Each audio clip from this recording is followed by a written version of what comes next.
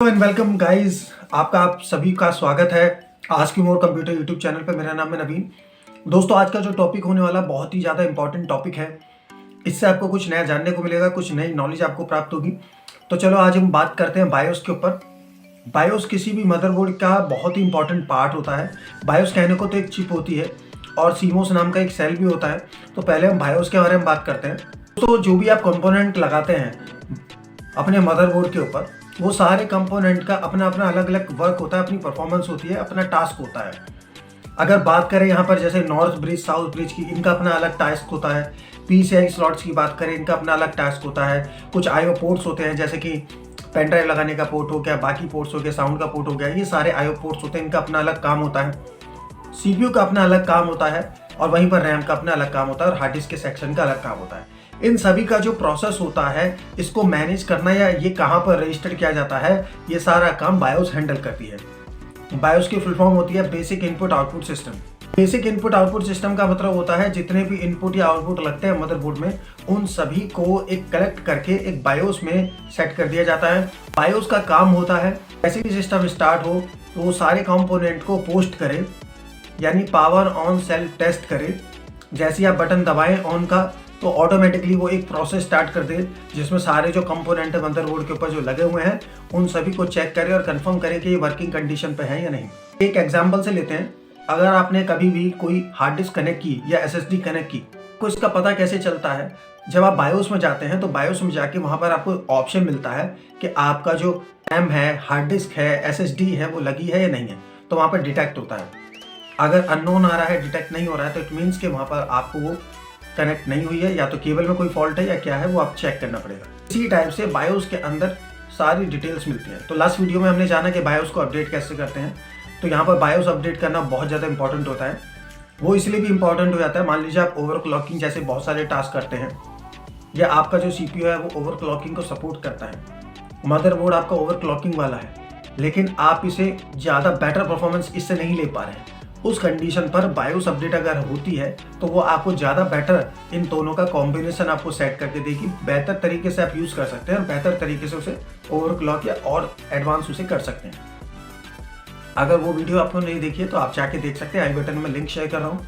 तो यहाँ पर आज मैं आपको थोड़ा सा बायोस के ऊपर बताऊँगा क्या क्या स्टेप्स होते हैं, कहाँ पर ऑप्शन आता है, बायोस को कैसे ओपन करते हैं। लैपटॉप का हो या फिर सिस्टम का, डेस्कटॉप का, सबका प्रोसेस लगभग सेम जैसा ही होता है। बस आपको की पकड़नी होगी, किस की से आपका बायोस, आपका सेटअप आपका ऑन हो जाएगा।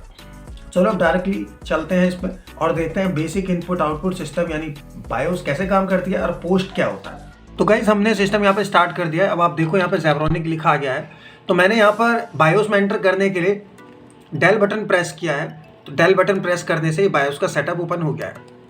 अब आप देखोगे यहाँ पर ज़्यादातर जो बायोस होती है वो अमेरिकन मेगा ट्रेंड्स के नाम से आपने ज़्यादातर देखा होगा। आप ऊपर देखो कॉपीराइट लिखा आ रहा है, कॉपीराइट 2022। तो यहाँ पर बायोस का एंटर करने का जो ऑप्शन है वो डिलीट का बटन है। बहुत सारे मदरबोर्ड जो आते हैं उसमें F2 से हो जाता है। लैपटॉप के फंक्शन थोड़े अलग होते हैं, सबके अलग अलग होते हैं थोड़ा।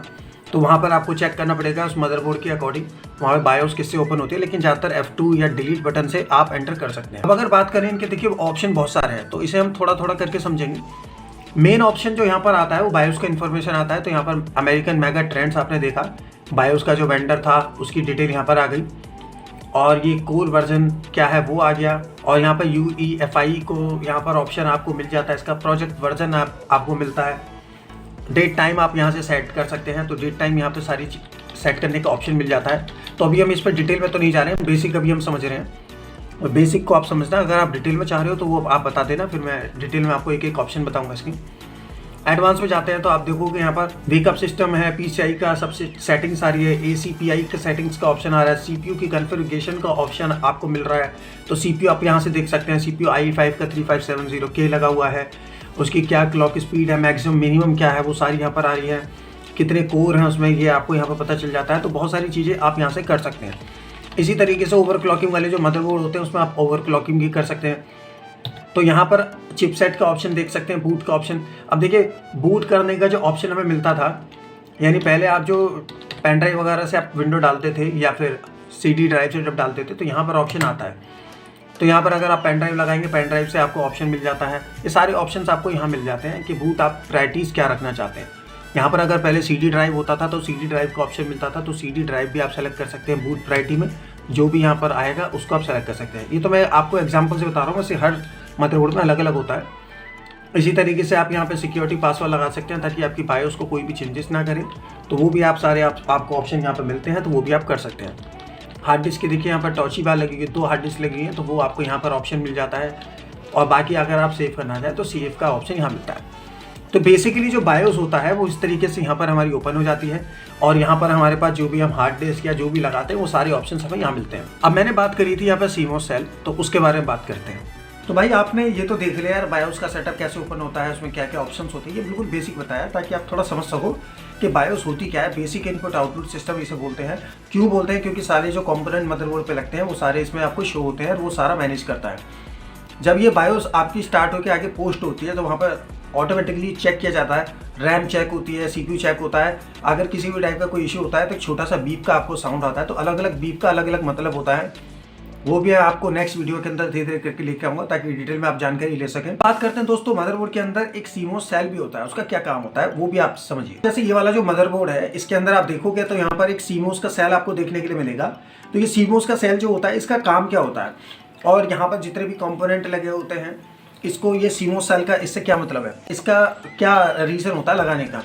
गाइस जब भी आप बायोस को सेटअप करते हैं, जब बायोस में आपने डेट टाइम एडजस्ट कर दी, बाकी सेटिंग्स आपने सेव करी, क्योंकि बायोस के अंदर भी सेव करने का आपको ऑप्शन मिलता है। जैसे मैंने आपको बताया था अभी, सेव करके परमानेंट सेव कैसे किया जाता है। ये सेव होता है लगातार चलने वाली बैटरी से, क्योंकि सिस्टम आपका 24 घंटे ऑन नहीं रहेगा। ये जो बैटरी होती है वो लगातार बायोस को रन करने का काम करती है। तो जो भी आप सेटिंग वहाँ पर सेव करते हैं तो एक्चुअली में कहीं पर सेव नहीं होती है, क्योंकि हार्ड डिस्क जैसी कोई चीज़ होती नहीं है बायोस के अंदर। सारा जो सेव होता है वो लाइव चल रहा होता है, और लाइव कौन मैनेज करता है उसे, वो होता है CMOS सेल। तो ये बस एक तरीके से बैटरी है, जैसे हमारा फ़ोन चलता है उसमें बैटरी लगी होती है, हमारी घड़ी होती है उसके अंदर बैटरी लगी होती है जो लगातार उसे रन करती रहती है। इसी तरीके से इस सेल से हमेशा बायोस रन रहती है। इसलिए आप चाहे तो बाद भी अगर आप सिस्टम ऑन करेंगे तो वहाँ पर भी आपको डेटा टाइम एडजस्ट आपको मिलती है। तो गाइज ये था बिल्कुल बेसिक ओवरव्यू था बायोस। अब बायोस के बारे में डिटेल में स्टेप बाय स्टेप लेके आने वाला हूँ, जिसमें मैं अलग अलग मदरबोर्ड के बायोस को ओपन करके आपको बताऊंगा, और आपको ये देखने के लिए मिलेगा कि सभी मदरबोर्ड में जो बायोस आती है उसमें क्या क्या डिफरेंस आता है, क्या क्या ऑप्शंस अलग अलग आते हैं। तो वो भी हम नेक्स्ट वीडियो के अंदर जानेंगे जल्द से जल्द। तो आई होप कि आपको ये जानकारी मिली होगी कि बायोस क्या होता है। अगर आप अपडेट करना चाहते हैं बायोस तो उसके ऊपर ऑलरेडी वीडियो बना चुका हूँ मैं, तो वहाँ पर जाकर आप चेकआउट कर सकते हैं। तो मिलते हैं आपसे एक नेक्स्ट वीडियो के अंदर, जिसमें हम आपको कुछ नया सिखाते रहेंगे, आप कुछ नया सीखते रहेगा। Take care and bye.